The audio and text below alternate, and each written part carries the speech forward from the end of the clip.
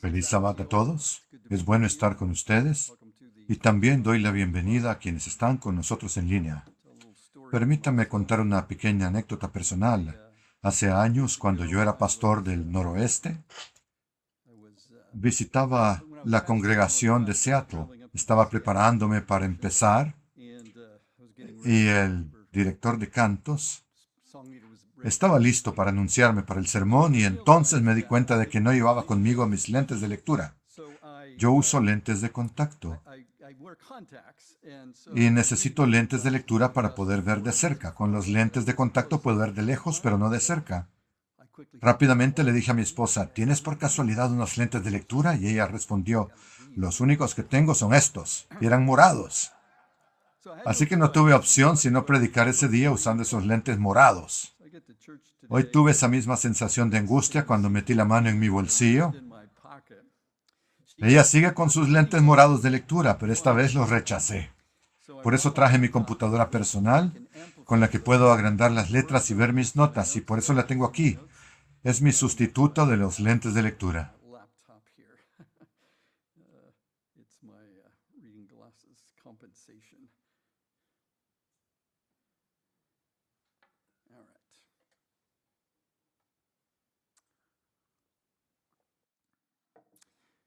El Sabbat es una parte esencial de nuestro ciclo semanal, ¿no es así?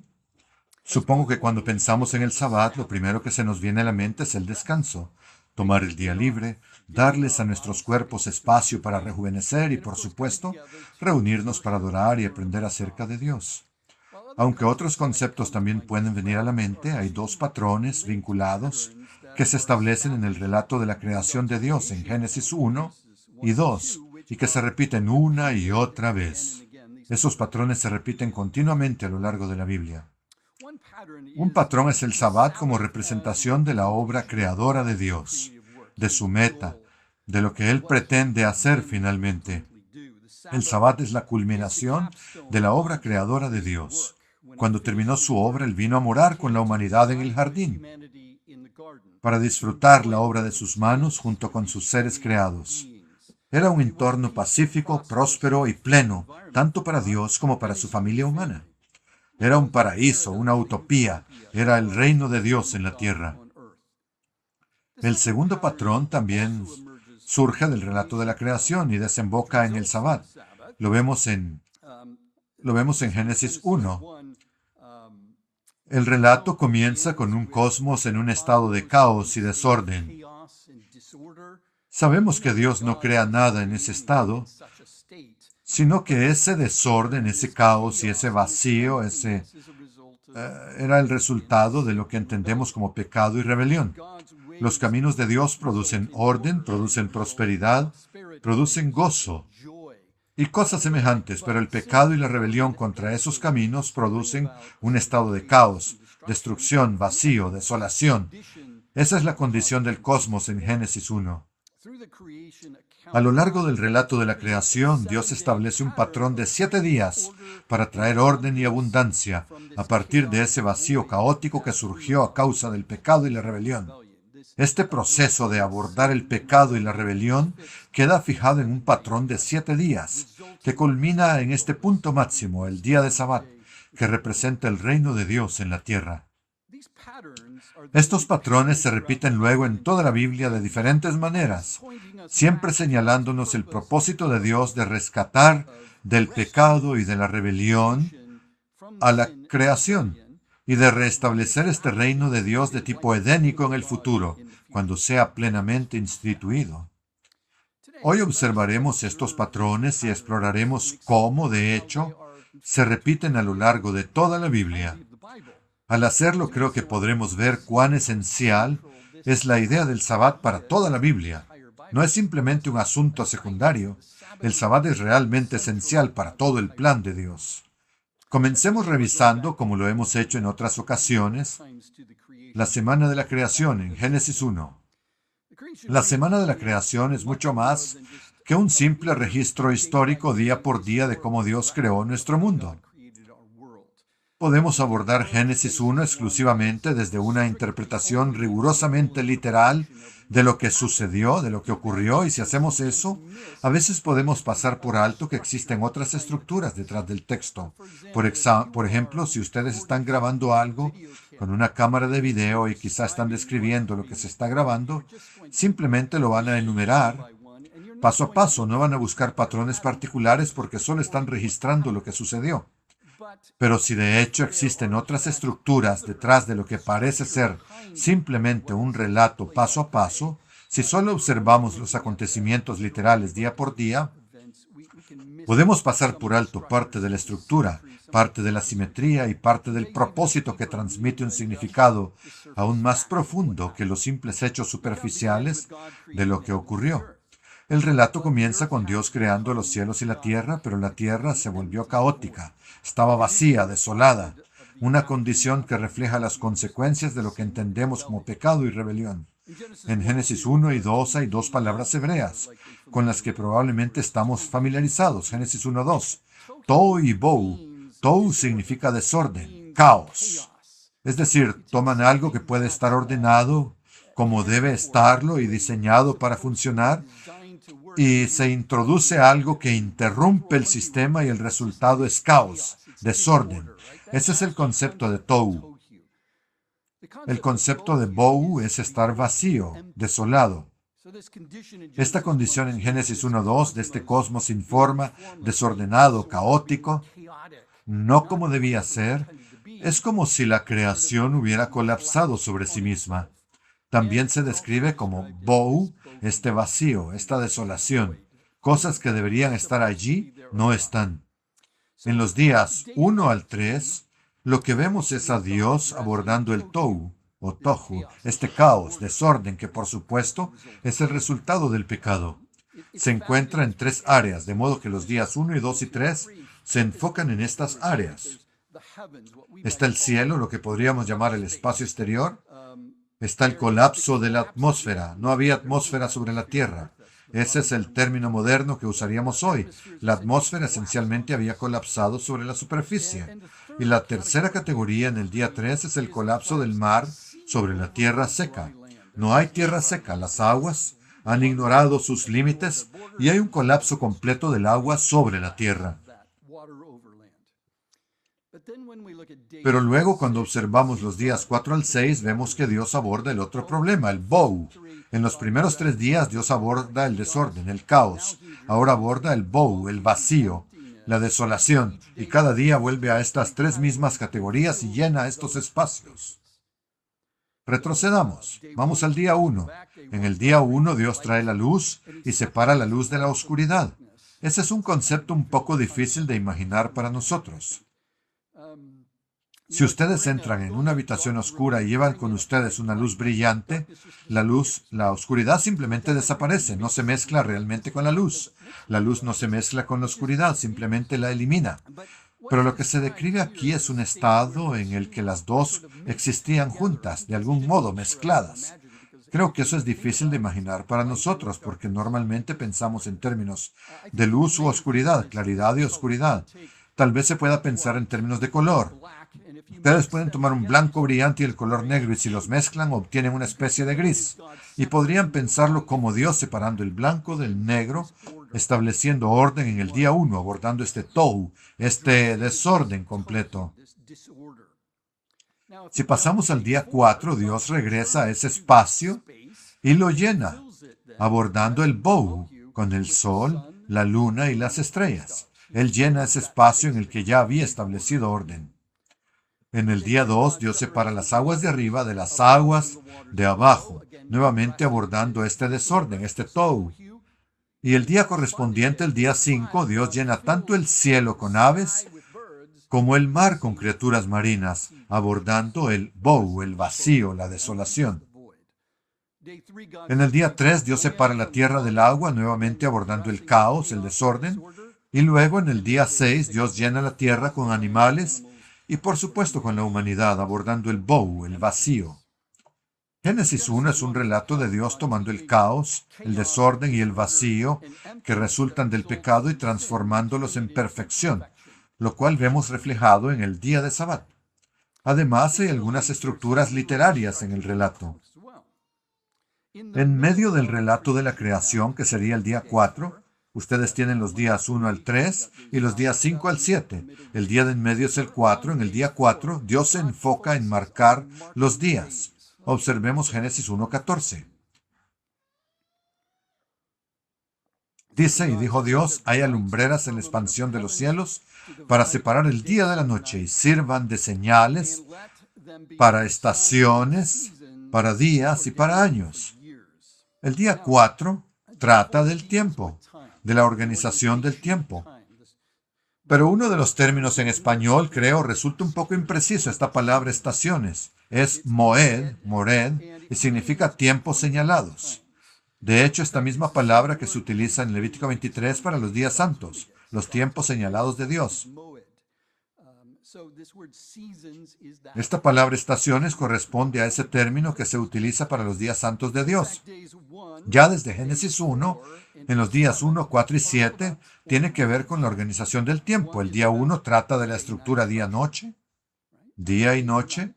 El día 4 trata de los días santos, o dicho de otro modo, de estos moed. Y el día 7, por supuesto, trata del Sabbat. Se tiene el Sabbat, los días santos y el día y la noche, todo integrado dentro de esta estructura. Incluso antes de llegar a Levítico 23, el concepto de los días santos ya está incorporado ahí junto con el Sabbat. Más adelante veremos que el propio Sabbat sirve como modelo para el séptimo año de liberación y para el jubileo, de lo cual hablaremos en un momento. En Génesis 2.1 se presenta una especie de epílogo. Los cielos y la tierra ahora están completos, están terminados. Y luego hay 3 líneas de texto hebreo, cada una de ellas hablando del Sabbat, esencialmente, y del final de la obra de Dios, compuestas cada una por 7 palabras hebreas. Esto no se percibe necesariamente en español porque no hay una traducción palabra por palabra, pero hay 3 líneas de 7 palabras hebreas. Dios completó la obra que había hecho.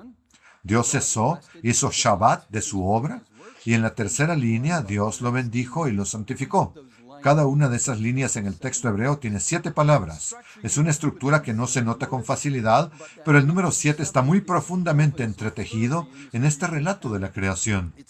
Es un diseño estructural integral que apunta al Sabbat como la meta de la obra creadora de Dios. Todos hemos escuchado que el número 7 es el número de la plenitud. Pero ¿saben por qué se considera el número de la plenitud? La respuesta es que las palabras hebreas se construyen en torno a 3 consonantes y la palabra 7 en hebreo se basa en estas 3 consonantes. Dependiendo de cómo se les añadan las vocales y cuáles sean, puede significar 3 cosas distintas. La más común es Sheva, que significa 7, pero si se cambia ligeramente la vocalización, se obtiene Savá, no Sheva, sino Savá, y se obtiene el concepto de plenitud o saciedad, particularmente relacionado con la comida. Después de la cena de noche de guardar, por ejemplo, se tiene esa sensación de estar lleno, satisfecho. Ese es el concepto de Savá, plenitud, abundancia. Y si se añade vocales de manera ligeramente distinta, se obtiene Shavua, que significa fiesta de semanas, el conteo de Sabbats, Pentecostés. Se ve que hay un juego de palabras entre el número 7, la idea de plenitud o saciedad, y la fiesta de las semanas. Estas conexiones son muy difíciles de detectar en español, pero son evidentes en hebreo. Consideremos ahora este concepto del Sabbat y del reposo, Shabbat. La palabra Shabbat en hebreo significa cesar, detenerse. Génesis 2.2 nos dice que Dios cesó. Él hizo Shabbat en el séptimo día. Cesar no necesariamente significa descansar o relajarse. Significa detenerse, completar lo que se está haciendo. Por ejemplo, en Josué 5.12, no iremos ahí, el maná, mezclando hebreo y español, podríamos decir que shabbateó, es decir, se detuvo, cesó, no tomó el día libre ni descansó, simplemente se detuvo, cesó. Sin embargo, en Éxodo 20 se introduce un concepto ligeramente distinto con respecto a la palabra Sabbat. Sabbat. Vayamos a Éxodo 20:11. Éxodo 20:11 dice: Este es el mandamiento del Sabbat. Dice, porque en 6 días Dios hizo los cielos y la tierra y todo lo que estaba en él, y reposó en el séptimo día. Por lo tanto, el Señor bendijo el día séptimo y lo santificó. La palabra reposo aquí es interesante. Es la palabra nuach. Nuach significa reposar, pero más precisamente significa habitar, morar o establecerse en un lugar. No necesariamente reposar en el sentido de inactividad.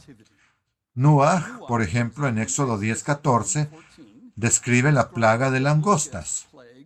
Las langostas se establecen en la tierra de Egipto. Ellas nuach en la tierra de Egipto. No significa que están descansando, tomando el día libre. Significa que están habitando, asentándose en la tierra de Egipto y causando devastación. En Samuel, 2 de Samuel 7:1, se describe a Yahweh dando descanso a David de sus enemigos. Nuach, no para que David se tomara el día libre, sino para que pudiera dirigir su atención a los detalles de la construcción del templo. Este nuach es una especie de paz que permite concentrarse en asuntos más importantes, no luchar contra los enemigos, sino enfocarse en cosas de mayor relevancia. No se trata tanto de inactividad. Veamos ahora el Salmo 132:8. Esto nos da un poco más de detalle sobre el concepto de nuach. Salmo 132:8 en realidad se trata en su totalidad del deseo de David de edificar a Dios un lugar donde habitar. David no quiere una tienda, quiere una estructura permanente donde Dios pueda morar con Israel. Obsérvese lo que dice 132:8. Levántate, oh Señor, al lugar de tu reposo, tu nuach, tú y el arca de tu poder. Es decir, David desea e invita a Dios a morar en este edificio que él quiere construir para él. Si descendemos al versículo 13, dice, porque el Señor ha escogido a Sión, la ha deseado como su morada. Este es mi lugar de reposo para siempre. Este es mi nuach para siempre. Mi nuach para siempre. Aquí habitaré porque la he deseado. Bendeciré abundantemente sus provisiones, a sus pobres saciaré de pan. Claramente Dios no está diciendo que estará inactivo para siempre en su morada, en su templo. Más bien, este es el lugar de reposo. Dios proveerá abundancia a su pueblo Israel. Él gobernará el cosmos. Él morará en este templo. Desde su lugar de reposo, Dios bendecirá abundantemente, suplirá las necesidades de alimento de todo su pueblo, eliminando la inseguridad alimentaria. Entre ellos, el templo es el lugar del reposo de Dios. Es donde se establece para gobernar el cosmos y proveer a su pueblo. Por tanto, Shabbat significa cesar, detenerse, completar. Uno debe detenerse antes de poder nuach, antes de poder reposar y establecerse. Ahora bien, seamos claros, no se está sugiriendo que la idea de descansar para recuperarse no esté presente. Sí lo está. Lo que se está señalando es que hay otros factores a considerar también, y que si solo nos enfocamos en la idea de descansar para recuperarnos, podemos pasar por alto algunos de estos importantes detalles. Más adelante hablaremos del descanso en ese sentido. Por ahora entendamos que Shabbat significa cesar, detenerse, contemplar, y nuach, reposar. Significa establecerse en un lugar de paz y abundancia, donde las necesidades están cubiertas sin temor por la supervivencia. No hay que preocuparse por el origen del alimento. Dios proveerá siempre en abundancia. Eso es lo que ocurre en el Sabbat. Este día culminante en el que Dios reposa se establece con su creación. Volvamos entonces al relato de la creación en Génesis 1 y 2. Dios tomó el caos, la confusión y el desorden, resultado del pecado, y tomó también el vacío, la desolación, todo lo cual nuevamente son consecuencias del pecado, y creó una utopía, un paraíso, un lugar para habitar con su creación en prosperidad y abundancia.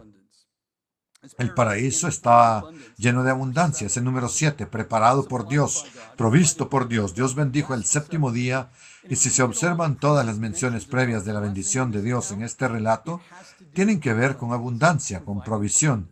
Por ejemplo, Dios los bendijo y dijo, sean fructíferos y multiplíquense. Y como hemos aprendido, el 7 en hebreo comparte esta misma raíz con la idea de plenitud o abundancia, generalmente asociada con el suministro de alimento. No hay que preocuparse por la próxima comida. Dios tenía la intención de compartir esta abundancia con la humanidad en el jardín y de hacer a la humanidad corregente sobre la creación junto con Él. Dios y la humanidad morando juntos como corregentes. El séptimo día fue el punto culminante.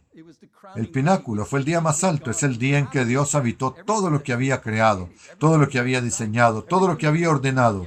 Él entra en el Sabbat con la creación humana para morar con ella en abundancia. Dios cesó en el séptimo día. Él shabbateó, diríamos. Él reposó. Él nuaj con la humanidad. Tal como más adelante lo haría en el templo. Se establece en el jardín para gobernar, junto con su creación en el día de Sabbat de manera significativa.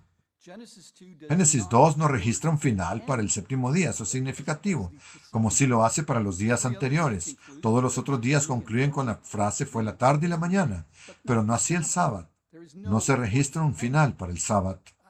Esto podría sugerir que el sábado edénico estaba destinado, al menos simbólicamente, a continuar indefinidamente. Un entorno perfecto de abundancia, con Dios proveyendo esta abundancia junto con la humanidad. Algo que al menos simbólicamente nunca estuvo destinado a terminar. Vayan conmigo a Apocalipsis 21, versículos 23 al 25, para respaldar un poco esto. Apocalipsis 21, 23 al 25. Esto ocurre después de que Dios ya se ha ocupado del pecado, es decir, hacia el final del plan de Dios, hasta donde lo entendemos y conocemos. Apocalipsis 21-23 dice que la ciudad no tenía necesidad de sol ni de luna que brillara en ella, porque la gloria de Dios la iluminaba y el Cordero era su luz. Las naciones de los que son salvos andarán a la luz en ella. Y los reyes de la tierra traerán su gloria y honor a ella. Sus puertas no se cerrarán de día, pues allí no habrá noche. Es solo un día largo y continuo. La humanidad, por así decirlo, habitando con Dios. Con ese pensamiento en mente, al observar Génesis 2, donde Dios, presumiblemente en el sábado, coloca a la humanidad en el jardín, noten lo que dice. Volvamos a este pasaje. Debería haberles pedido que mantuvieran la cita, pero regresemos a Génesis 2:15.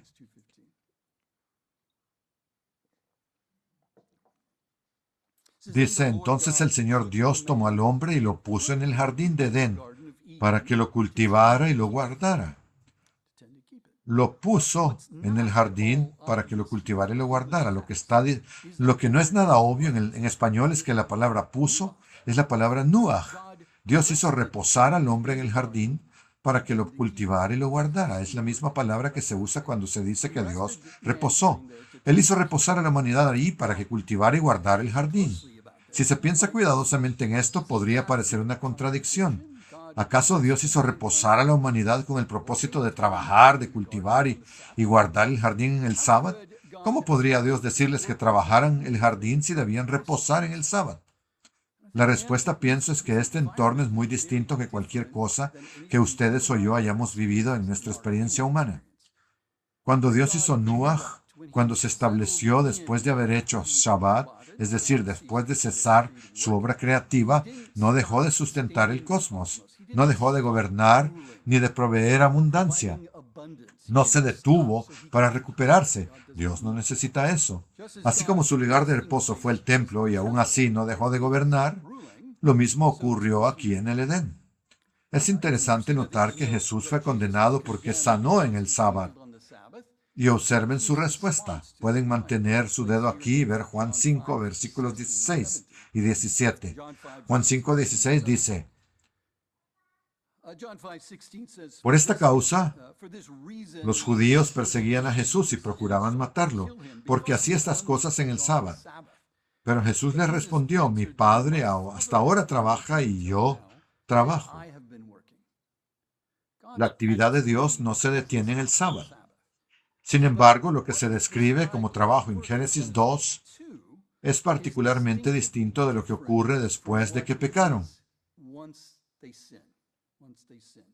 ¿Qué cambia con respecto a este concepto de trabajo y productividad?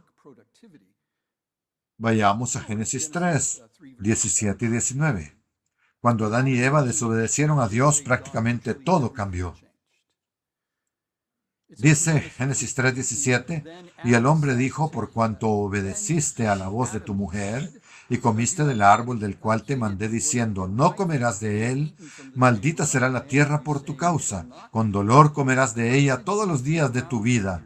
Espinos y cardos te producirá, y comerás plantas del campo. Usualmente comían plantas del campo. Con el sudor de tu rostro comerás el pan hasta que vuelvas a la tierra, porque de ella fuiste tomado, pues polvo eres y al polvo volverás. La naturaleza del trabajo cambió drásticamente. La tierra fue maldita y sigue siéndolo por causa de ustedes. Dice, con dolor, con esfuerzo y dificultad trabajarán la tierra, fue el castigo. Espinos y cardos irán en contra de ustedes, el trabajo será duro, simbolizado por el sudor de la frente. El trabajo ha cambiado, no era así en el jardín. Dios ya no proveyó el mismo tipo de abundancia. Ahora tenían la necesidad de encontrar maneras de suplir las propias necesidades, luchando contra una tierra que parecía oponerse a ellos. Y lo sigue haciendo con nosotros. La supervivencia ya no estaba garantizada. Y esto contrasta fuertemente con el sábado que Dios había provisto. Era el séptimo día. Recuerden la relación del número 7 con la idea de abundancia, con la idea de tener suficiente alimento.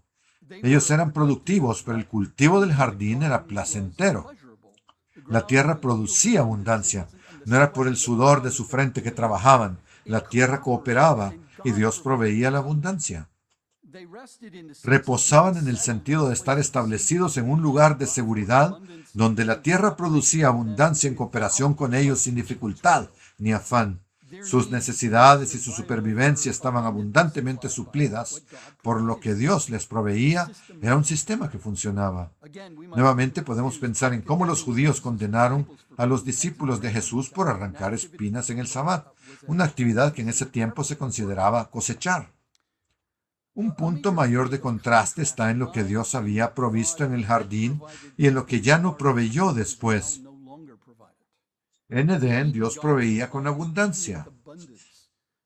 Sí, ellos debían cultivar y guardar, pero su trabajo, su productividad no era afán ni fatiga porque Dios había establecido un sistema que funcionaba de manera efectiva y abundante. No estaban inactivos, pero tampoco trabajaban para sobrevivir. Después del Edén, la tierra siguió produciendo, pero solo con gran dificultad. Y ahora los seres humanos deben buscar su propio alimento para sobrevivir. El resultado de esto es que nosotros, como humanidad, desarrollamos la necesidad de controlar nuestro entorno, de hacerlo producir lo que queremos, a través del esfuerzo y la dificultad. Ahora el trabajo se convierte en un medio de supervivencia. También desarrollamos la necesidad de controlar nuestro tiempo, porque nadie más va a ocuparse de nuestras necesidades y deseos. Sobrevivir significa que debemos usar cada momento de nuestro tiempo para obtener lo necesario para mantenernos con vida. Pero al final resulta insignificante. Trabajamos, nos esforzamos para sobrevivir, solo para envejecer y morir finalmente, para volver al polvo, tal como dijo Dios que ocurriría. Cuando una persona llega a comprender la necesidad de comenzar a guardar el sábado, a menudo le resulta difícil dejar de trabajar y confiar en que Dios suplirá sus necesidades de ese día. Esto es especialmente cierto cuando se es pobre. El instinto de trabajar todos los días para sobrevivir es muy fuerte cuando no se tienen los medios, cuando no hay abundancia ni reservas de alimento. El deseo, la necesidad, el impulso de trabajar cada día es muy intenso. Pero aun cuando no se enfrenta ninguna inseguridad alimentaria, muchas veces el impulso de trabajar para conservar un empleo o para prosperar también es muy fuerte. Este cambio drástico, tanto el hecho de que Dios ya no provea la abundancia como en el jardín, como el hecho de que el trabajo se ha vuelto duro y fatigoso, es una de las razones por las cuales en el sábado debemos detenernos, hacer Shabbat, cesar nuestro trabajo y reposar. Si decidimos trabajar en el sábado, una vez que comprendemos de qué se trata realmente este día, ese trabajo se convierte en un reflejo de esta era en la que vivimos, una era en la que el trabajo es afán y en la que se nos ha encargado suplir para nosotros mismos todas nuestras necesidades. Una era de autosuficiencia. En contraste, cuando nos detenemos y resolvemos no trabajar en el Sabbat, actualmente, conforme a la creencia de que el Sabbat representa un tiempo futuro en el que Dios volverá a proveer abundantemente para nuestras necesidades y quitará esta maldición, Dios proveerá la abundancia que una vez proveyó en el jardín. Cualquier trabajo, cualquier excusa para trabajar en el Sabbat, niega esa creencia de que el Sabbat representa un tiempo en el que Dios va a corregir todo esto y nuevamente proveer abundancia. Por lo tanto, se nos ordena no trabajar en reconocimiento de un tiempo futuro en el que Dios revertirá la maldición y establecerá de nuevo un entorno de abundancia que no dependerá de nuestro esfuerzo ni de nuestro afán. Guardar el Sabbat, rehusándonos a trabajar hoy, debe recordarnos que nuestros esfuerzos y nuestro trabajo arduo para asegurar nuestra existencia no son realmente lo que nos mantiene con vida, sino que lo que nos mantiene con vida es la generosidad de Dios, y nuestro duro trabajo es en gran medida una ilusión de autosostenimiento. Esto, por supuesto, no niega que el Sabbat también tenga un beneficio para la salud, al detenernos y permitir que nuestros cuerpos se recuperen. Eso ciertamente forma parte del propósito. Es solo que significa que hay mucho más en detenerse, de trabajar, que solo recuperarse de una semana laboral de 6 días. El Sabbat nos recuerda que viene un tiempo en el que Dios quitará la maldición y nosotros, Nuach, nos estableceremos y habitaremos con Dios en una vida productiva y abundante junto a Él. El Sabbat representa el reino. No estaremos inactivos para siempre en el reino, seremos productivos en el reino, pero será un tipo de trabajo diferente, distinto, en el que la maldición sobre el trabajo ya no estará presente y en el que Dios continuará proveyendo en abundancia. De este modo, la semana de la creación que culmina en el Sabbat establece para nosotros dos grandes patrones. El Sabbat representa el punto culminante del diseño de Dios, el reino de Dios. Dios trabajó 6 días creando orden y entonces el cosmos lo llenó. Y luego en el Sabbat habitó con la humanidad proveyendo esa abundancia.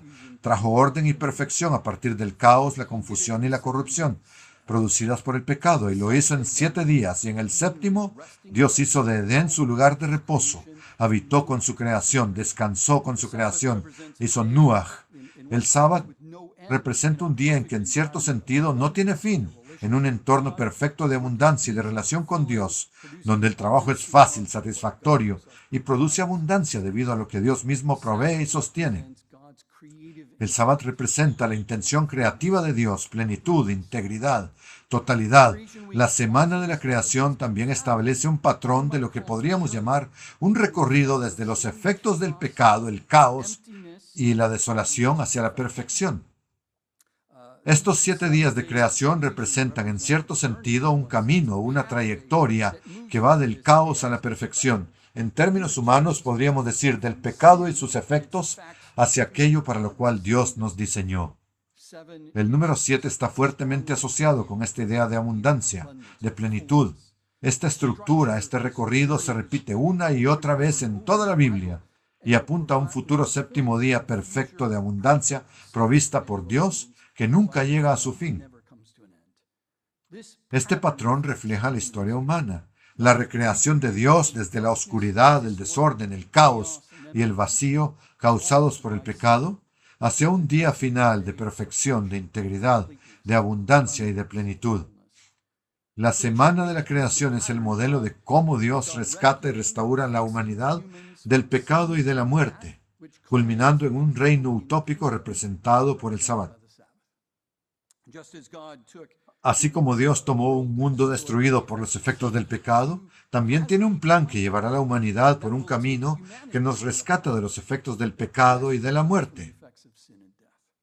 Es un camino que da como resultado una humanidad completamente rehabilitada del pecado y de la muerte, y que florece en su reino en la tierra. Tanto el proceso como el resultado están reflejados en el Sabbat. Veamos ahora algunos puntos clave en la Biblia donde este patrón se repite una y otra vez. Comencemos con Abraham. Hemos hablado muchas veces del plan que Dios estableció en las promesas hechas a Abraham en Génesis 12. Cuando se observa ese pasaje, se nota que las promesas están dispuestas en un poema de 7 líneas. Otra vez 7. ¿A qué apunta la creación? Al Sabbat, a la abundancia. Haré de ti una gran nación, te bendeciré, engrandeceré tu nombre, serás bendición, bendeciré a los que te bendigan, al que te maldiga maldeciré, y en ti serán benditas todas las familias de la tierra. 7. 7 declaraciones. Génesis 3, la palabra maldecir aparece 5 veces. Y en este poema la palabra bendecir aparece 5 veces. ¿Coincidencia? Tal vez. Pero es sumamente apropiado, porque Dios ha jurado deshacer las maldiciones por medio de la descendencia de Abraham. La 7ª línea expresa el ideal del Sabbat, ¿no es así? Todas las familias de la tierra serán bendecidas. Se les proveerá abundancia.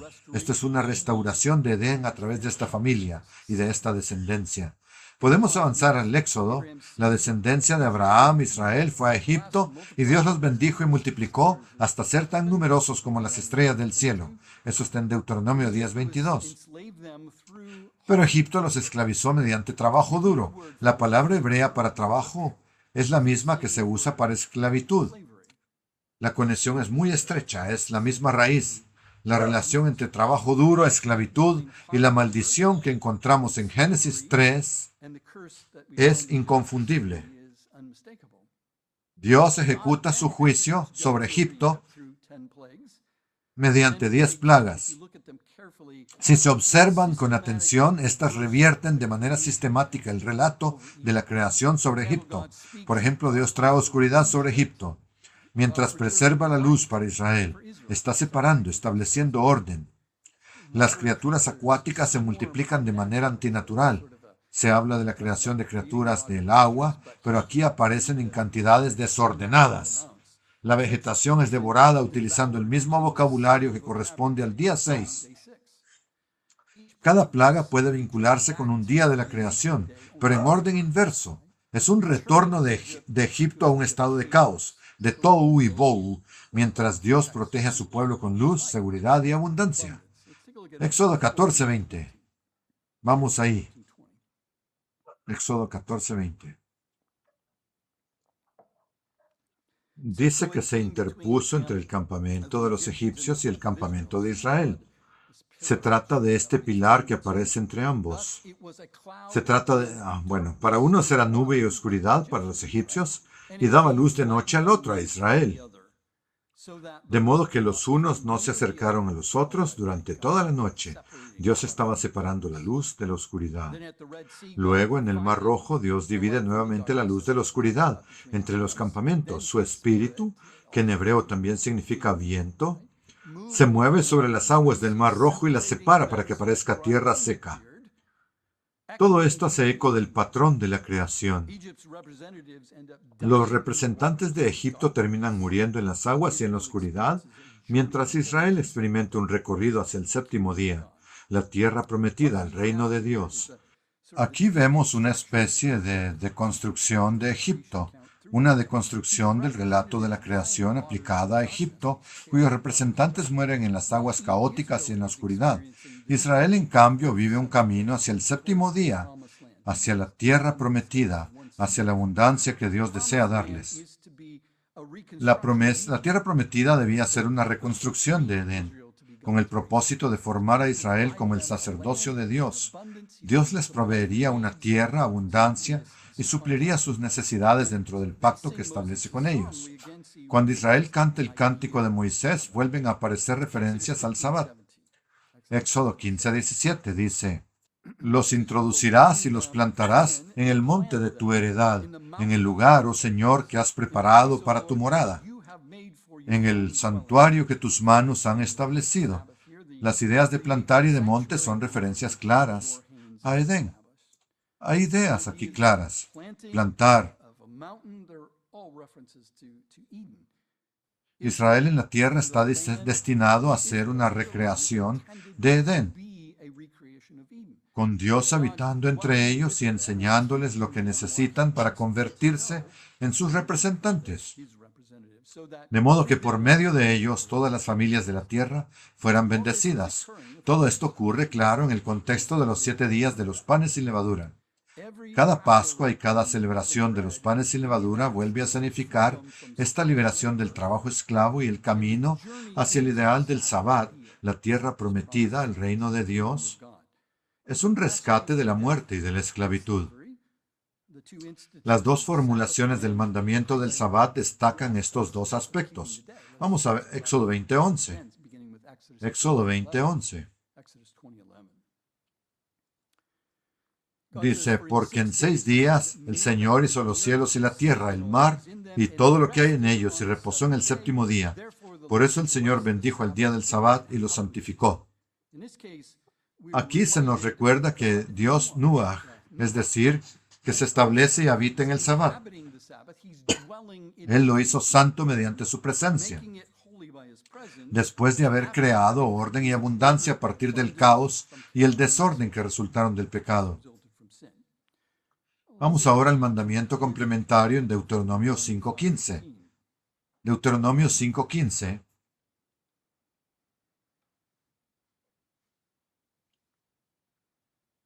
Dice, recuerden que fueron esclavos en la tierra de Egipto, y que el Señor su Dios los sacó de allí con mano fuerte y brazo extendido.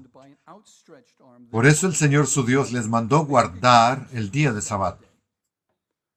El otro aspecto del Sabbat es el recordatorio de haber sido esclavos. La esclavitud está asociada con el trabajo duro, con el esfuerzo agotador, con la maldición de Génesis 3. El rescate de los esclavos sacados de la oscuridad y de la muerte a través de las aguas hacia la luz y llevados al jardín donde reposan, donde ellos Nuach se establecen.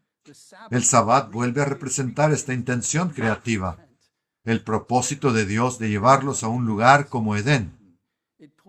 Señala hacia un reposo futuro, un futuro Nuach, por así decirlo. No uno de inactividad total, por supuesto, sino uno en el que el trabajo ya no es arduo, porque Dios vuelve a proveer abundancia y elimina la maldición. Este descanso semanal es para todos. Es para los esclavos, para los animales, para todos, porque no solo mira hacia atrás a lo que ocurrió en Egipto, sino que también mira hacia adelante a la promesa de Dios que aún no se ha cumplido. Ese patrón de la creación de Dios al corregir tanto la causa como los efectos del pecado y al llevarnos al reino del 7º día, el reino de Dios. Consideremos el desierto ahora. Un mes después de iniciar el viaje por el desierto, Israel se queja diciendo que había tenido plenitud, usando aquí el lenguaje del Sabbat en Egipto. Irónicamente describen su esclavitud como si fuera el Edén.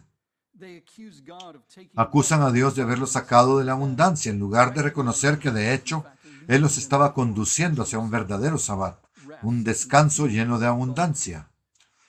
Dios les había provisto maná, pan del cielo, a causa de su queja, y codornices para carne, pero luego Dios los puso a prueba. Cada día debían salir y recoger suficiente maná para ese día. Si recogían de más, lo que sobraba se echaba a perder, se podría, pero en el 6º día Dios les indicó que recogieran el doble.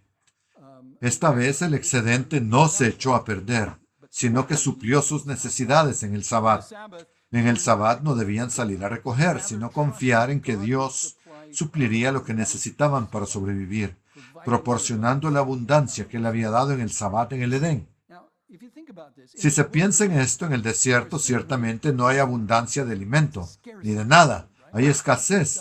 Imagínense un entorno desértico, un ambiente árido. Dios les demostró que Él proveería para ellos. Pero la verdadera prueba llegó en el Sabbat. Bajo la maldición desde Edén, los seres humanos siempre han tenido que salir a trabajar con esfuerzo para suplir lo necesario para sobrevivir. Y esto es especialmente cierto en una situación de supervivencia en el desierto. Si alguna vez han visto un programa de TV de supervivencia, se darán cuenta de que los seres humanos viven al límite cuando no cuentan con la infraestructura que hoy tenemos. Supermercados, tiendas, electricidad, agua potable. Salgan al desierto e intenten sobrevivir. Buena suerte.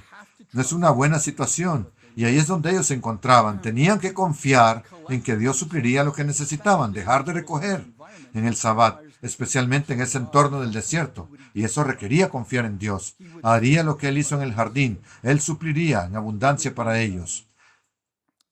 Sería difícil en ese contexto donde la supervivencia normalmente exigiría cada esfuerzo, cada día.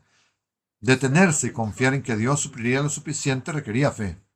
Creer que la supervivencia no dependería de sus propios esfuerzos, sino de la generosidad y el cuidado de Dios, no de la autosuficiencia.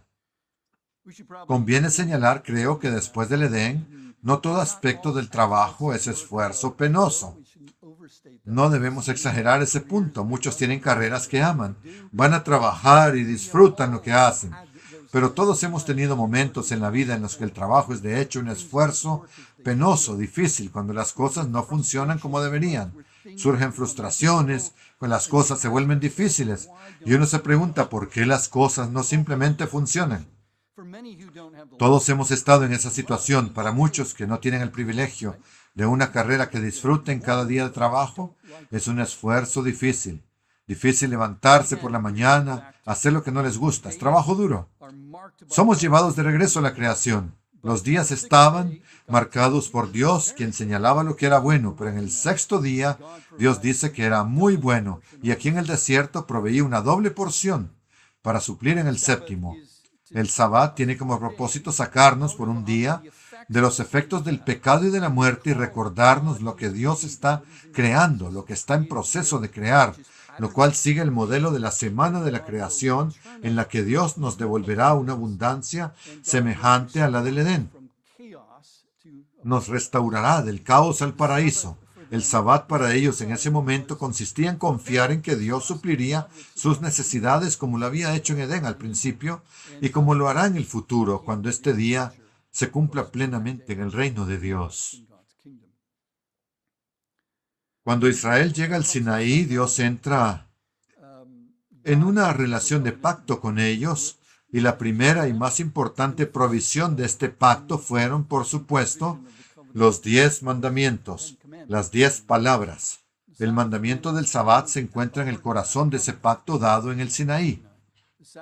El Sabbat, como hemos visto, apunta al resultado final de la creación de Dios, a aquello hacia lo cual Dios está trabajando. El Sabbat representa ese reino de Dios, la meta. El Sabbat, visto a la luz del Éxodo, es un recordatorio de haber sido liberados de la esclavitud, de esta idea del trabajo como esfuerzo penoso hacia aquello que Dios tiene previsto para ustedes y para mí, para toda la humanidad, una libertad de la carga de la esclavitud. El Sabbat, visto a la luz de la semana de la creación, es un recordatorio de cuáles han sido siempre las intenciones de Dios para la humanidad, creando un entorno en el que Dios habite con la humanidad en paz, siendo Él mismo quien provea la abundancia. Para Israel, es un recordatorio de la nueva creación, de lo que Dios se propone hacer con ellos, para rehacer a la humanidad a su imagen por medio de ellos, en colaboración con ellos. Luego Moisés asciende al monte, la nube cubre el monte, y Dios se manifiesta a Moisés. ¿Cuándo? En el séptimo día. Vamos a Éxodo 24, 15, 16. Éxodo 24, 15 dice, Moisés subió al monte, y una nube cubrió el monte, y la gloria del Señor reposó sobre el monte Sinaí, y la nube lo cubrió durante 6 días. Al séptimo día, Dios llamó a Moisés desde en medio de la nube. Moisés está allí arriba y Dios le muestra el trono celestial. Lo que él verá le servirá como modelo para la construcción del tabernáculo. La construcción del tabernáculo reflejará la semana de la creación. Dios da 7 secciones de instrucciones en Éxodo 25 al 31. Si se observa con atención, se pueden identificar 7 bloques distintos de instrucciones. ¿Y cuál es el último conjunto de instrucciones? La observancia del Sabbat. Es decir, entrar en ese día, en ese reino. Después de la crisis con el becerro de oro, el pacto es renovado en Éxodo 32 al 34. Esta vez Moisés ejecuta estas instrucciones en Éxodo 35, 40, y los paralelos entre la construcción del tabernáculo y la semana de la creación se hacen evidentes. Les voy a dar solo un par de ejemplos. En la semana de la creación, el día sexto, recordarán lo que se dice. Hacia el final de la obra se dice de Moisés que vio toda la obra y que estaba hecha tal como Yahweh había mandado. Y luego, como en el séptimo día, dice que Moisés terminó toda la obra. Como en el sábado, Éxodo 40:33. Moisés terminó toda la obra. Y dice en el 34 que la gloria del Señor llenó el tabernáculo, su lugar de reposo en medio de Israel. La intención de Dios es inconfundible. Crear con Israel un entorno semejante al Edén, un lugar donde Él les enseñe sus caminos, con el fin de llevar finalmente a cabo lo que el Sabbat representa, el reino de Dios a plenitud. Es significativo que el libro de Éxodo termine con la presencia de Dios llenando el tabernáculo, este lugar destinado al encuentro con Dios. Sin embargo, ni siquiera Moisés puede entrar. ¿De qué sirve un lugar de encuentro si nadie puede acercarse a Dios porque su presencia está ahí? Y entonces llega Levítico, el siguiente libro, para explicar cómo será posible ese encuentro con Dios, estableciendo las regulaciones necesarias de pureza. Consideremos ahora algunas de las festividades, comenzando con el año de liberación. Éxodo 23, 9 al 11. 23, 9 de Éxodo. No oprimirán al extranjero, porque ustedes conocen el corazón del extranjero, ya que fueron extranjeros en la tierra de Egipto. 6 años sembrarán su tierra y recogerán su cosecha, pero el séptimo año la dejarán libre y en reposo para que coman los pobres de su pueblo, y lo que ellos dejen lo comerán las bestias del campo. Así harán también con su viña y con su olivar.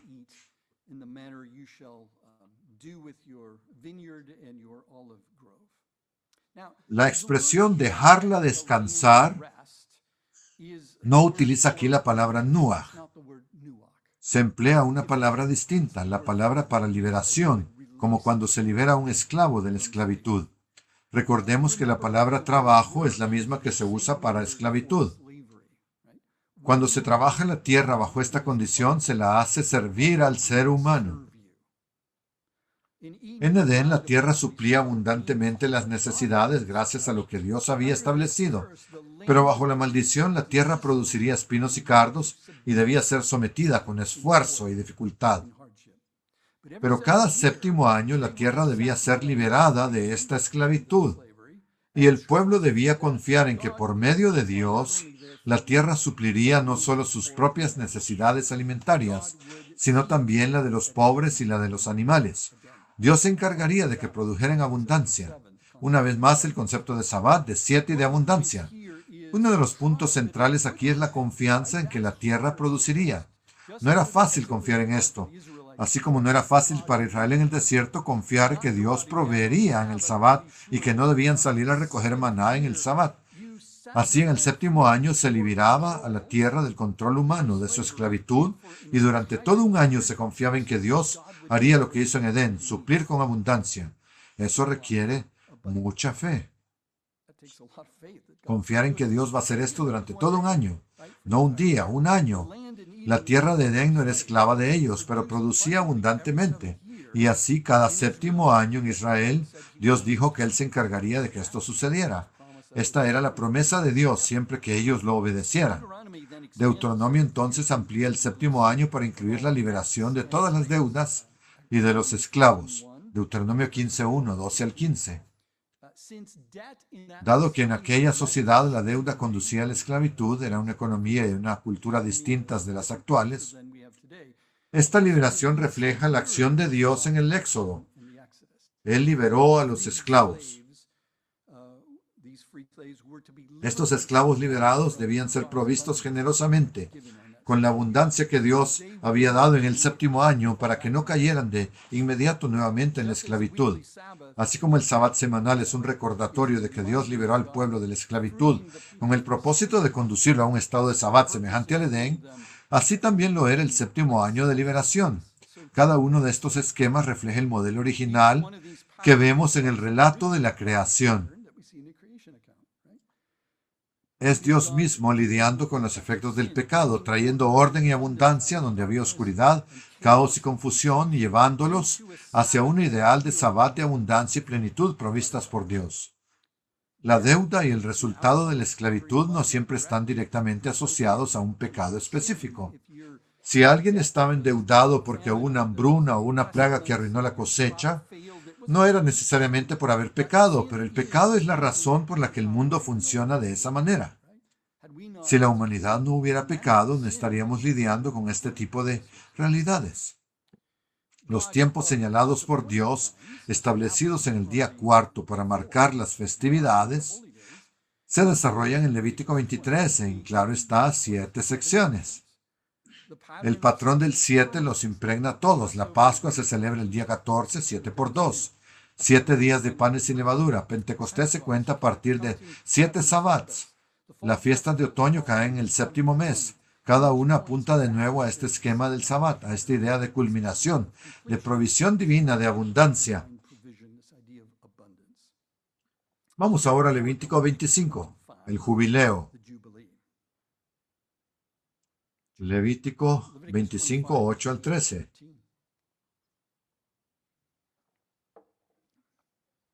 Dice que se deben contar 7 sabbat de años, 7 veces 7 años, de modo que el tiempo de los 7 sabbat de años sea 49 años. Luego se hará sonar el cuerno del jubileo el día 10 del séptimo mes, en el día de la expiación.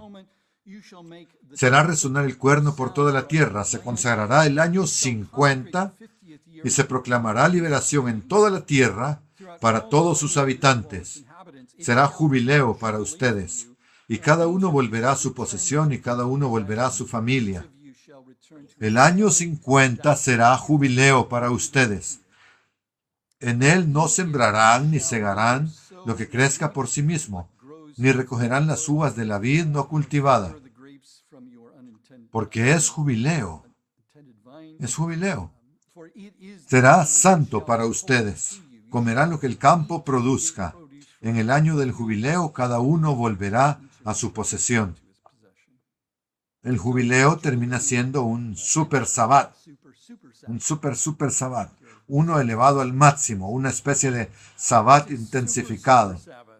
Es una versión amplificada tanto del sabbat semanal como del sabbat del séptimo año.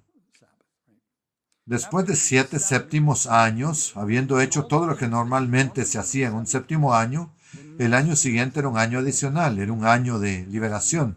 El año 50 era proclamado como una liberación intensificada. El patrón del año 50 ya había sido establecido al contar Pentecostés. Esta liberación es entonces total. Todo y todos regresan a sus tierras ancestrales, cada persona a su heredad. Además, después de haber dependido de Dios durante el séptimo año, se añade otro año más en el que se come de lo que la tierra produce por sí misma. Eran 2 años consecutivos. Dios proveía con abundancia y no se comía a partir del propio esfuerzo. Esta es, de nuevo, la idea de un sabbat del estilo del Edén.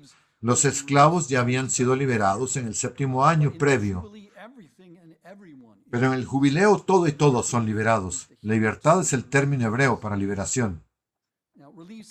Ahora bien, en el idioma griego, uno de los términos que se utiliza para esta liberación, este jubileo, es una palabra que con mucha frecuencia se traduce como perdón.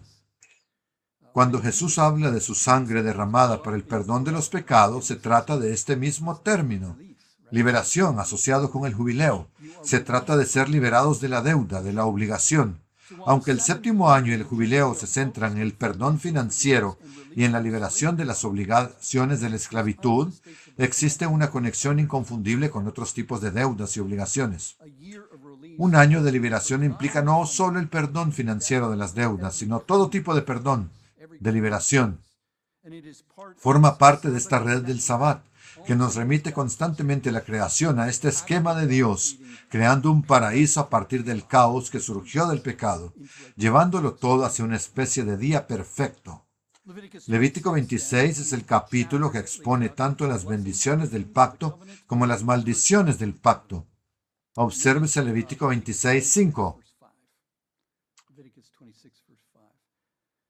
Su tría alcanzará la vendimia y la vendimia alcanzará la sementera. Comerán su pan hasta saciarse. Hasta saciarse. Es el número 7. Más adelante en el versículo 11 dice, pondré mi tabernáculo en medio de ustedes, y mi alma no los aborrecerá. Yo soy el Señor, su Dios, que los saqué de Egipto. Los saqué de la tierra de Egipto para que no fueran sus esclavos. He quebrado las coyundas de su yugo y los he hecho andar erguidos. Todo esto indica un retorno a este Sabbat del Edén. Dios habitará con ellos, Dios caminará entre ellos, Dios los liberará y restaurará de la esclavitud. Todo esto está condicionado a su obediencia al pacto, pero si no obedecían los términos de este acuerdo matrimonial, Dios los disciplinaría y revertiría estas bendiciones. Entonces la tierra experimentaría la liberación del yugo que Israel nunca le concedió. Levítico 26, 34 y 35. Dice que la tierra gozará de su sabbat mientras quede desolada y ustedes estén en la tierra de sus enemigos. La tierra descansará y disfrutará de sus sabbats durante todo el tiempo que permanezca desolada. El descanso que no tuvo durante los sabbats cuando ustedes habitaban en ella recibirá entonces. Y efectivamente ellos van al exilio a causa del pecado. Experimentan las maldiciones del pacto tal como fueron anunciadas. Sin embargo, Dios les da esperanza desde los días de Moisés de que finalmente serían restaurados. Segunda de Crónicas 36, 20 y 21, no iremos ahí, registra que el exilio de Babilonia duró 70 años para que se cumpliera la palabra del Señor, hasta que la tierra hubiera gozado de sus sabbats, los años de reposo que Israel no le concedió. 70 semanas de años, 70 años sabáticos, 70 equivalen a 490 años, lo cual coincide en esencia con el período desde Saúl hasta el exilio. La tierra recibió el descanso que Israel nunca le dio. Aparentemente, Israel nunca obedeció esas instrucciones. Cuando se examinan los años que el cronista proporciona desde Saúl hasta el exilio, es más o menos 490 años. Daniel es otro profeta que formó parte de este exilio en Babilonia.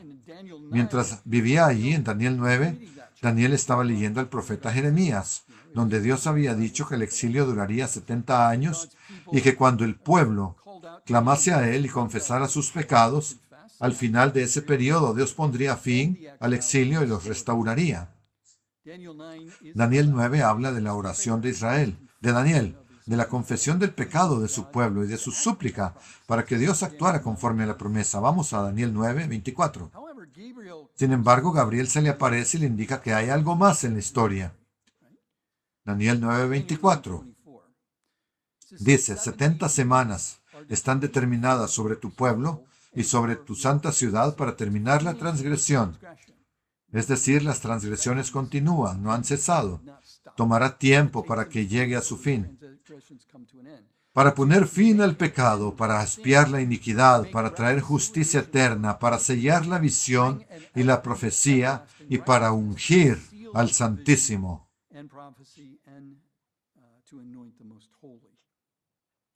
Para terminar con la transgresión, para poner fin al pecado, esto se refiere al pecado continuo de Israel. Aunque estaban en el exilio, el pecado continuaba.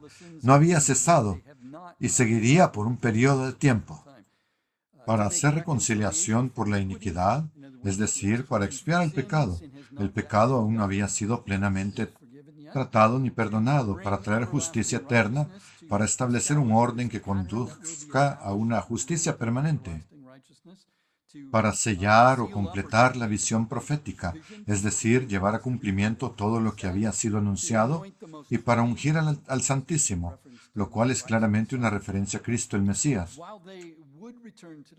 Aunque el pueblo regresaría a la tierra y reconstruiría, todavía faltaban muchas cosas para que esta restauración del pacto se llevara a cabo.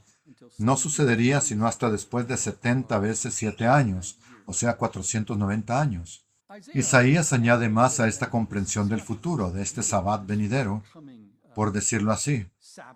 Isaías 49 al 61 se introduce a un personaje llamado el siervo. Hemos hablado de él a veces. En algunos pasajes, el siervo es llamado Israel, pero en otros queda claro que se trata de un individuo.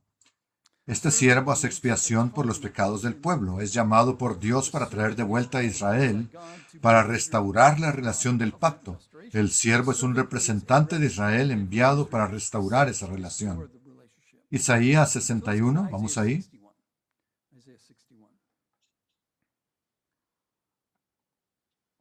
Versículos 1 al 3. El Espíritu del Señor está sobre mí porque el Señor, el siervo, porque el Señor me ha ungido para anunciar buenas nuevas a los pobres. Me ha enviado a sanar a los quebrantados de corazón, a proclamar la libertad, es decir, liberación a los cautivos y apertura de la cárcel a los presos, a proclamar el año agradable del Señor y el día de venganza de nuestro Dios, a consolar a todos los que lloran, a ordenar que a los afligidos de Sión se les dé gloria en lugar de ceniza, óleo de gozo en lugar de luto, manto de alabanza en lugar de espíritu angustiado, para que sean llamados árboles de justicia, plantío del Señor, para gloria suya. Este siervo, lleno del Espíritu de Dios, es ungido. Es el Cristo, el Mashiach. Él anuncia una liberación. Es la misma palabra que se utiliza para el jubileo en Levítico 25. Liberación. Liberación de la esclavitud y también una palabra que implica perdón. Es una buena nueva para los que sufren, los esclavos, los cautivos, los prisioneros. Las deudas y las obligaciones son perdonadas, la tierra es restaurada. Es un reinicio sabático edénico. En el versículo 3 se les llama árboles de justicia. No lo leeremos ahora, pero en el Salmo 1, hablando de alguien que se complace en obedecer a Dios, se describe al justo como un árbol plantado junto a corrientes de aguas. Esta imagen también aparece en el cántico de Moisés que mencionamos antes. Este jubileo, sin embargo, no es simplemente uno más dentro del ciclo de jubileos. Es un jubileo definitivo, supremo. Isaías, inspirado por Dios, utiliza el jubileo como símbolo de la restauración total de todas las cosas al ideal del Sabbat del Edén. Se convierte en una imagen de la nueva creación de Dios que sería anunciada y llevada a cabo por un ungido. Cuando los judíos regresan a la tierra para reconstruir Jerusalén y el templo, queda claro que las cosas aún no están bien. El Sabbat edénico no ha llegado. Tal como se le dijo a Daniel, el pecado continuaba. No se había resuelto a plenitud. Aunque regresaron a la tierra, no estaban espiritualmente mejor que cuando estaban en Egipto o en Babilonia. Bajo el dominio romano seguían siendo esclavos, las deudas continuaban, el jubileo aún no había ocurrido. Israel seguía encadenado por su pecado, lo cual les impedía convertirse en el pueblo que Dios los había destinado a ser. Los escritos judíos, por eso, en el período del Segundo Templo, retoman la imagen de Isaías sobre este jubileo definitivo con una gran esperanza. Hablan de la expectativa de que Dios traerá ese perdón y liberación. Volver a Dios para que los libere de la esclavitud, renovar el pacto con ellos y recrear con ellos ese ideal del Sabbat del Edén.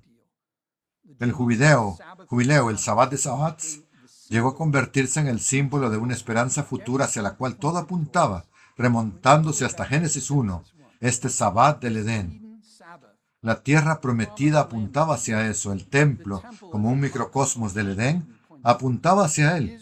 Hacia esto, Israel restaurado a una relación del pacto con Dios con el propósito de cumplir el papel que se le había dado, ser el medio por el cual todas las familias de la tierra serían bendecidos, representaba ese ideal.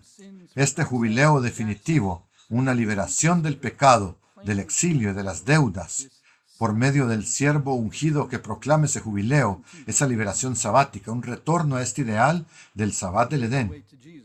Así llegamos a Jesús, a su bautismo y su tentación, y leemos que Jesús regresa luego de todo esto a la sinagoga de Nazaret. Vayamos a Lucas capítulo 4, 16 y 17. Lucas 4, 16 y 17 dice: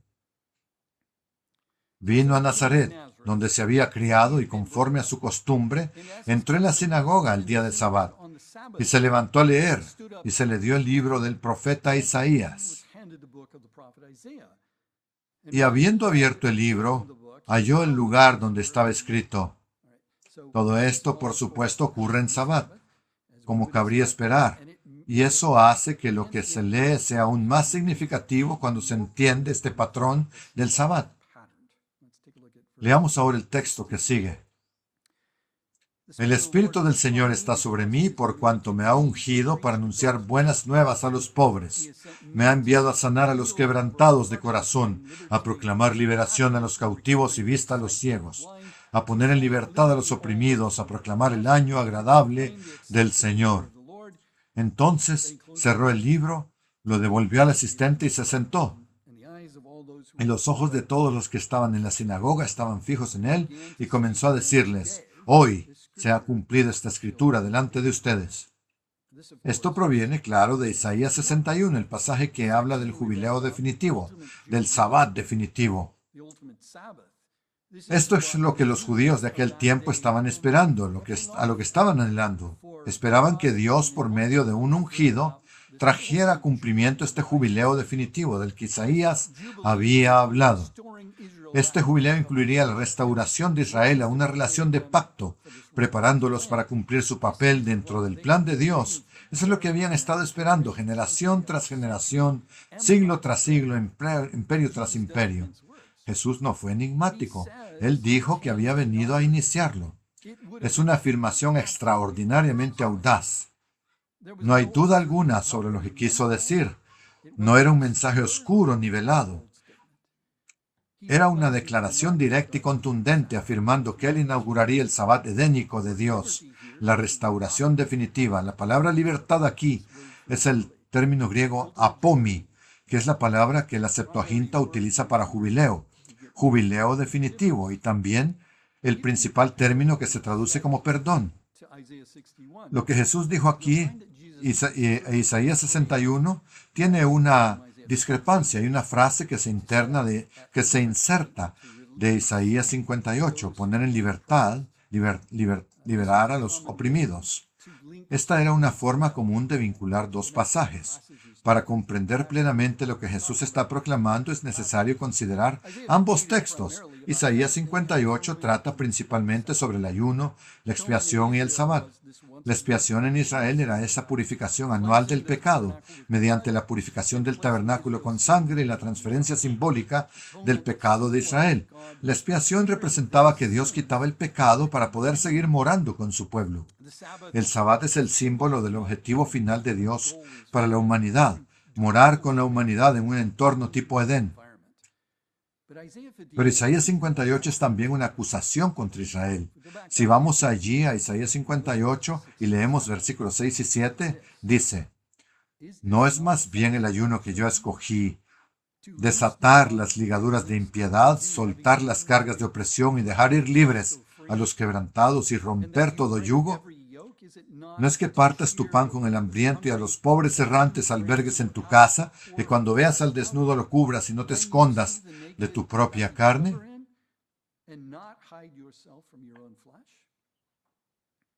Los días santos podían convertirse en una farsa si las personas simplemente cumplían con los rituales esperando que Dios perdonara, es decir, que liberara, mientras que la conducta de ellos hacia los suyos era darles la espalda.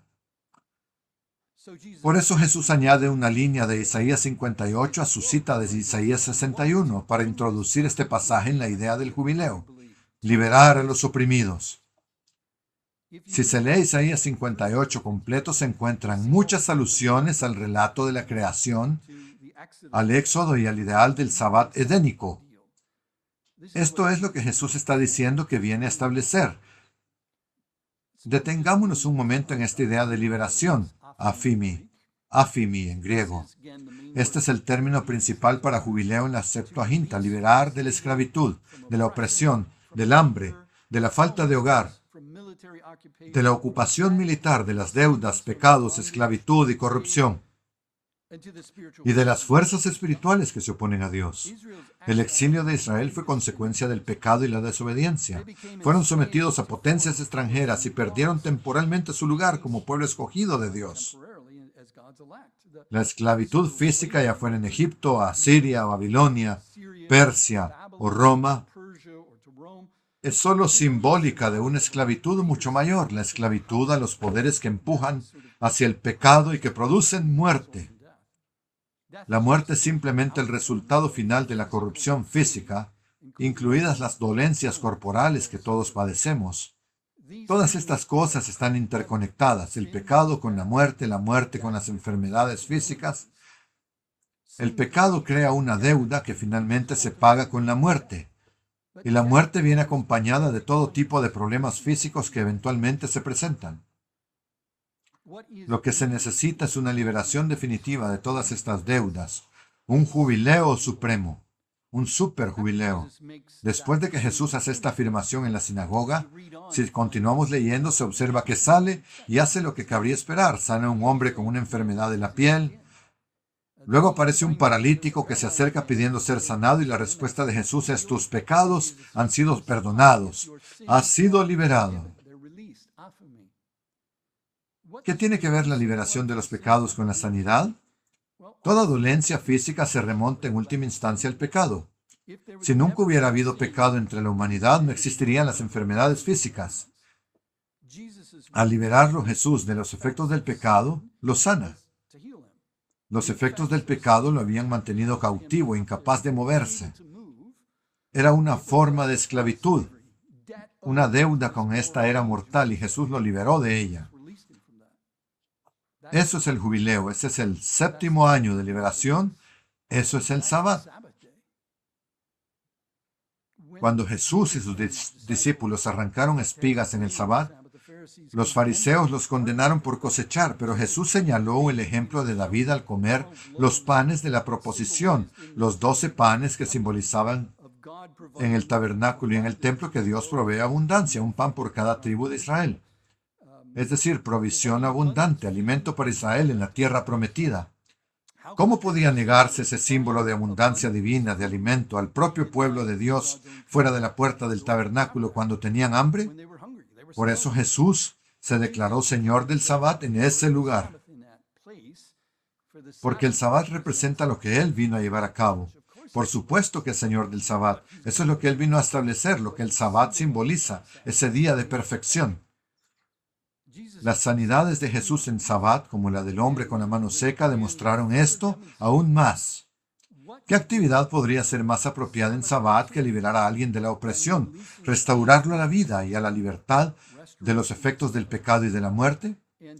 Cuando tenemos los conceptos del Sabbat y de este ideal del Sabbat edénico como representantes del reino venidero de Dios, simbolizando el reino venidero de Dios, mucho de lo que Jesús hace en los evangelios cobra un significado aún mayor.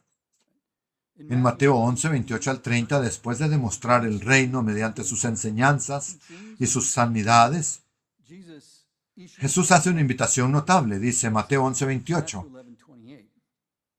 vengan a mí, todos los que están trabajados, todos los que trabajan y están cargados, y yo les daré descanso. Lleven mi yugo sobre ustedes y aprendan de mí, porque soy manso y humilde de corazón, y hallarán descanso para sus almas, porque mi yugo es fácil y mi carga ligera. Los conceptos de trabajo pesado y de maldición contrastan con el ideal del Sabbat del Edén. Y aquí hay una imagen un poco extraña. Él dice que tomemos su yugo para hallar descanso. Pero los yugos no son para descansar, sino para trabajar. Se pone un yugo a un animal para que trabaje. Si se le quiere dar descanso, se le quita el yugo. Pero lo que él está diciendo aquí es que en el reino que él está trayendo, en este ideal del Sabbat, la maldición sobre el trabajo va a desaparecer para siempre. Será diferente porque Dios proveerá la abundancia. Hay muchos ejemplos que se podrían ventilar aquí, cosas de las que Jesús habló, pero eso lo pueden hacer por ustedes mismos después, si se tiene en mente este concepto del ideal del Sabbat, de esta abundancia venidera. El Sabbat es, claro, un día en el que descansamos, en el que nuestros cuerpos se rejuvenecen. Eso es parte del proceso que Dios creó para nosotros. Pero no es solo un día para restaurar nuestros cuerpos humanos. Es más que eso. Nos recuerda a Dios. Incluso nos recuerda algo más que a Dios como creador. Es de hecho el mismo tejido que se entrelaza para formar todo el mosaico del gran plan de Dios. El sabbat edénico es el ideal, la meta, la realidad de lo que Dios estaba creando. No es solo el día en que Dios descansa, como si se tomara el día libre. Es el día en que Dios habita con la humanidad en esta gran creación, esta utopía que Él creó. Fue creado a partir de toda la actividad mediante la cual Dios produjo orden a partir del caos causado por el pecado. Fue un día de abundancia, de plenitud, asociado con la palabra hebrea para 7. Fue un día cuyo final nunca se menciona en la Biblia, un día que parece que nunca debió haber terminado. Es un día en el que el trabajo no era fatiga, ni frustración, ni esclavitud. El sabbat es un elemento básico del plan de Dios. Mucho de lo que Dios está haciendo gira en torno a este día como símbolo del plan que Él va a llevar a cabo. Recuerdo que hace varios años reflexionaba sobre Hebreos 4. Pueden ir ahí, Hebreos 4:9, donde se compara el sábado con el reino de Dios, ya que el sábado es representativo del reino de Dios. Recuerdo haber pensado, bueno, puedo ver cómo el sábado puede ser un símbolo del reino, pero estaba acostumbrado a pensar en él como un descanso semanal en conexión con Dios, estrictamente ese concepto. Sin embargo, cuando consideramos cómo la Biblia y el plan de Dios están saturados con este concepto del sabbat, creo que obtenemos mucho más de lo que está escrito en Hebreos 4:9. Dice, por tanto, queda un reposo para el pueblo de Dios. Bueno, claro que queda, ¿verdad? Hacia allí vamos, de eso se trata todo, ¿verdad? Este día de Sabbat representa el reino de Dios, representa lo que Dios está haciendo, lo que Dios finalmente quiere para la humanidad, este concepto del jubileo definitivo. Porque el que ha entrado en su reposo también ha cesado de sus obras como Dios de las suyas. Procuremos pues entrar en ese reposo para que nadie caiga siguiendo el mismo ejemplo de desobediencia. Por supuesto, el sabbat permanece vigente. Lo que Dios está trayendo, este ideal del sabbat edénico, aún no ha llegado. Todavía está en el futuro. Pero llegará. Y nosotros formaremos parte de ese sabbat si permanecemos fieles.